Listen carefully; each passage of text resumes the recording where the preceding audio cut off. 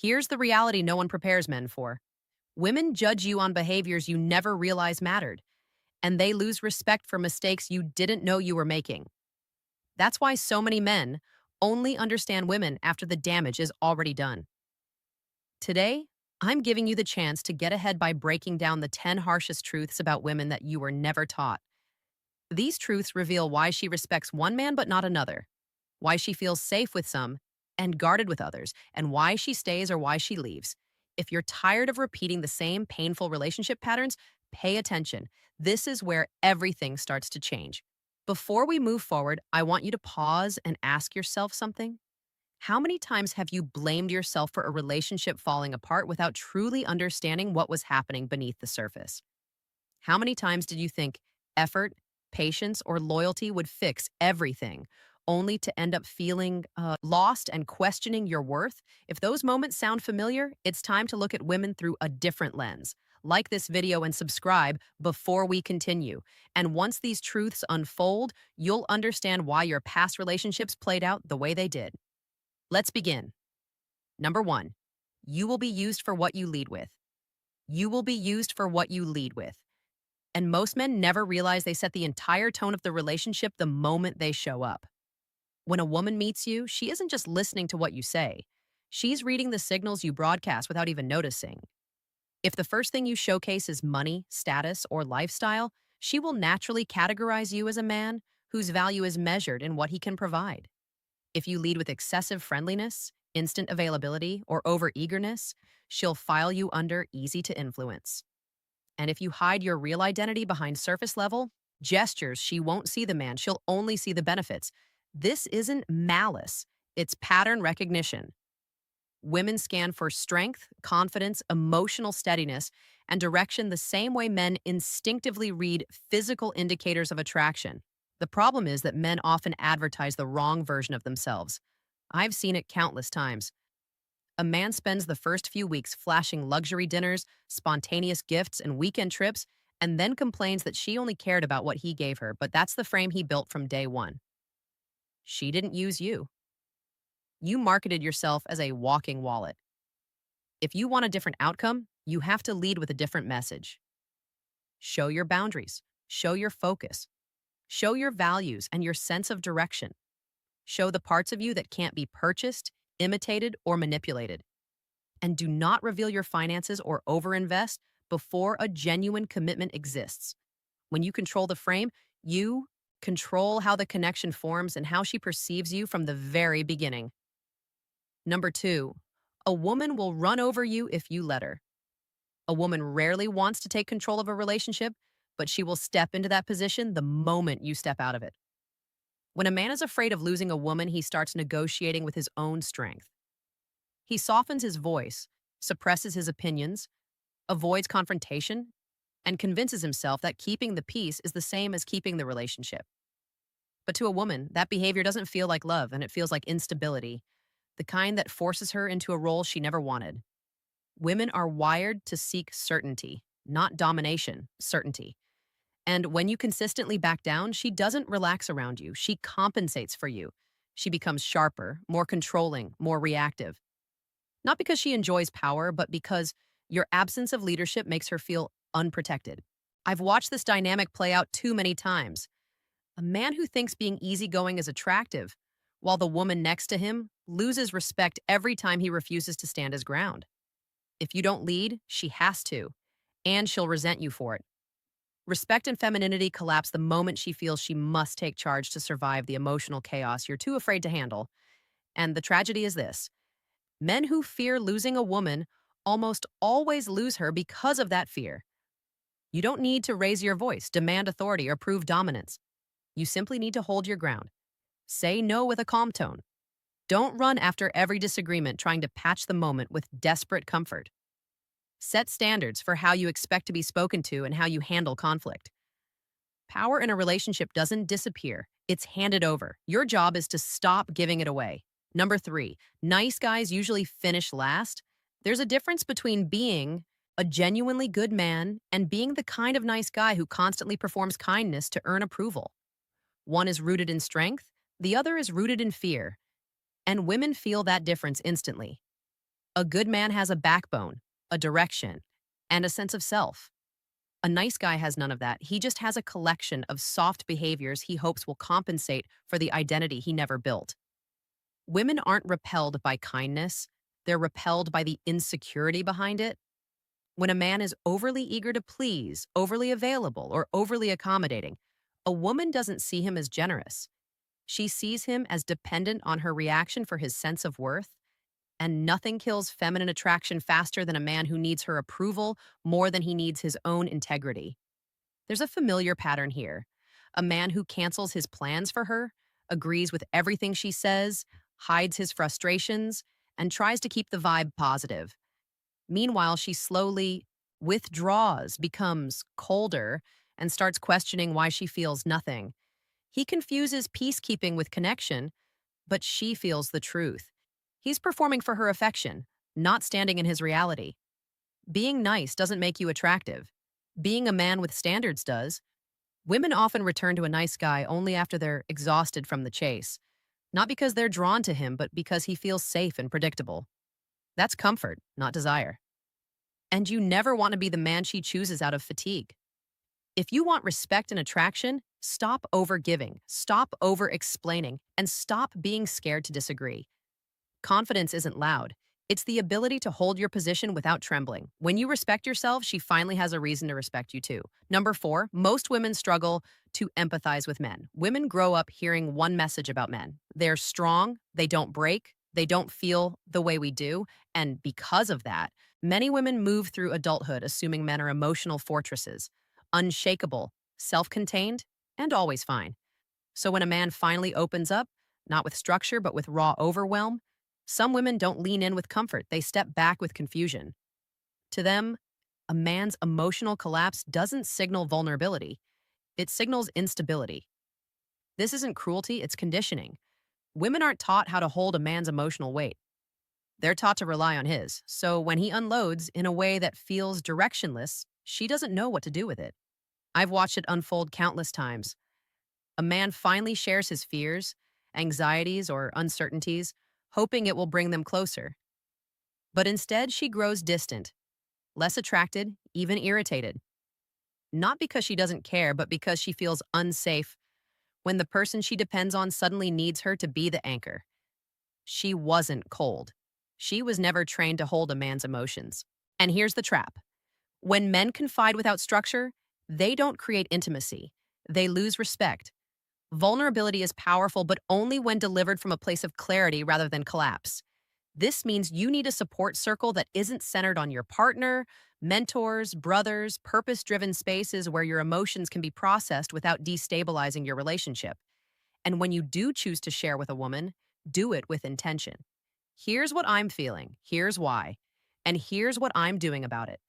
That makes you human, not fragile. She doesn't lack empathy. She lacks the training to carry emotional chaos. And it's your job to share your truth in a way that builds connection, not pressure. Number 5, women often chase emotionally unavailable men. When a man is distant, unpredictable, or hard to read, most women won't admit it, but something in them becomes activated. Not because they enjoy chaos or toxicity, but because emotional unavailability triggers 4 deep psychological mechanisms: scarcity, challenge, forbidden curiosity, and ego validation.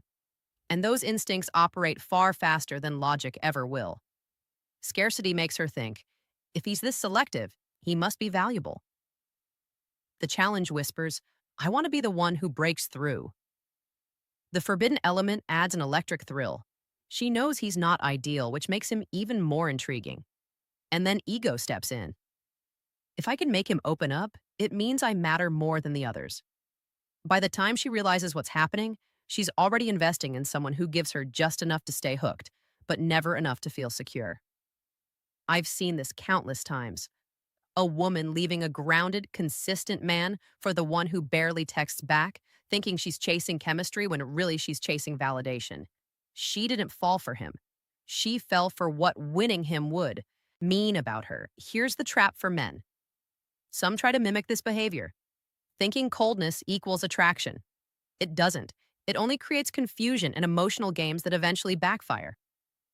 What truly draws a woman is a man who is emotionally grounded, present but not needy, warm but not dependent, interested but not orbiting her life. A man whose mission stays bigger than his desire for her attention naturally embodies the kind of steadiness women find irresistible. She isn't chasing pain. She's chasing the feeling of earning a man she perceives as valuable. Your job is not to play hard to get. It's to be a man whose depth requires effort to access. Not because you're guarded, but because you're focused. Number 6, women will test you constantly. A woman's tests aren't acts of malice.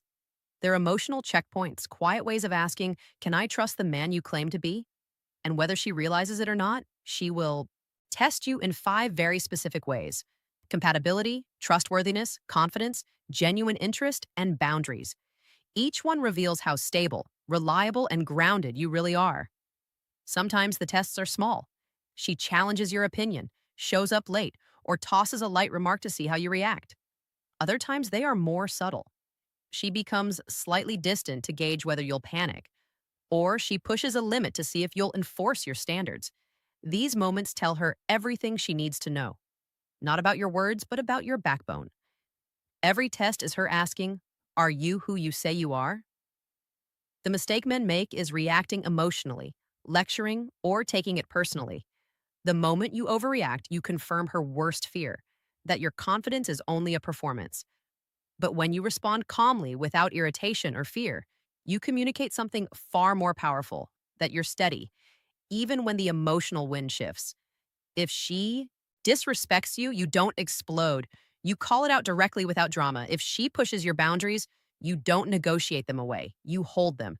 Consistency matters more than charm, and actions matter more than explanations. Testing isn't about drama, it's about safety. A woman relaxes when she sees you won't collapse under pressure. She becomes more feminine, more open, and more trusting. And when you pass her tests by staying grounded, you don't just earn her respect. You earn her trust, which is the foundation of everything she will ever give you. Number 7, the core need behind every woman is security. Every desire a woman has in a relationship, from wanting consistency to craving confidence to valuing honesty, leadership, and emotional steadiness, is really a different expression of one fundamental need: security. When a woman feels secure, she softens. When she doesn't, she hardens. And most men misunderstand this shift as moodiness, when in reality it's her nervous system responding to instability. Security comes in 4 forms. Financial security asks, can I build a future with you without living in fear? Emotional security asks, do I know where I stand with you, or do I have to constantly guess? Physical security asks, would you protect me if the world got dangerous? Relational security asks, are you consistent, or do your feelings disappear when things get inconvenient? When any of these break, attraction breaks with it. You see this dynamic everywhere. A woman choosing the dependable man over the thrilling one, not because she's lost her sense of adventure, but because she knows excitement can't pay the cost of instability. I've watched women walk away from men they deeply cared for simply because the relationship felt unpredictable.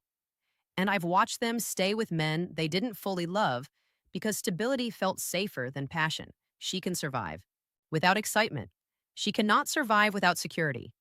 But here's where men go wrong: trying to buy security with money, gifts, or availability. Security isn't a performance. It's who you become through discipline, purpose, and self-respect. You create security by keeping your word, managing your emotions, and living by a clear internal compass. A woman exhales around a man who's grounded. And whether she admits it or not, that breath, that sense of safety, is what her heart listens to first. Number 8, her physical desirability is her greatest vulnerability. From the time she's a little girl, the world tells her exactly what her value should be tied to: her appearance. Before she even develops a sense of self, she hears the same script. You're so pretty. Look at that hair. You're such a beautiful girl. It becomes the first identity she is handed. And when a woman grows up being rewarded for her looks, desired for her looks, and compared for her looks, it's no surprise that her confidence becomes anchored to how attractive she feels. That's why physical desirability isn't just a priority for women. It's one of their deepest vulnerabilities. When she feels beautiful, she feels powerful. When she doesn't, insecurity takes over. I've seen women spiral because of a single unflattering photo or crumble under the pressure of constant online comparison. And I've seen men confused, wondering why reassurance never seems to be enough. Her confidence sits in the mirror, not in her mind. This identity wound pushes many women to use beauty as currency, posting curated pictures, relying on filters, dressing for attention, or obsessing over external validation. It's not vanity. It's survival within a system that taught her being desired is her first job. Your role is not to weaponize this vulnerability or inflate it artificially. It's to understand it, complement her femininity, her softness, her character, not just her body. And at the same time, recognize when a woman is so dependent on her sexual desirability that she uses it to manipulate attention, affection, or power. Beauty is a pressure women carry more heavily than men realize. And the more you understand the weight of that pressure, the less confused you'll be by her insecurities, her behaviors, or her need for reassurance. Number 9, attention is a woman's emotional currency. In a world that constantly evaluates women through the lens of visibility, likes, comments, stares, messages, and digital affirmation, attention becomes more than a momentary boost. It becomes emotional currency. And for many women, how much attention they receive quietly determines how valuable, attractive, or relevant they feel that day. This is why you'll see two versions of the same behavior: the woman who subtly seeks validation and the woman who openly chases it. One posts a casual workout clip that's clearly staged to highlight her figure. Another shares selfies disguised as random snapshots. Some do it consciously, others do it without realizing why. But the pattern is the same. External affirmation fills the emotional space where internal certainty is missing. When she can't feel enough inside, she hunts attention outside. This doesn't make her shallow. It makes her human within a system that conditions women to equate visibility with value. But for men, the danger comes when you try to compete with the entire internet. You can never outlike, outcomment, or outvalidate the world. And you shouldn't try, because the moment you start chasing her attention-seeking behavior with your own over-attention, you reduce yourself to another fan swimming in the same pool as strangers. Your job is to observe the difference between a woman who enjoys attention and a woman who is owned by it. One can build a healthy relationship, the other will drain you with endless insecurity, comparison, and emotional volatility. Use your attention intentionally, not constantly. Reward what aligns with your standards.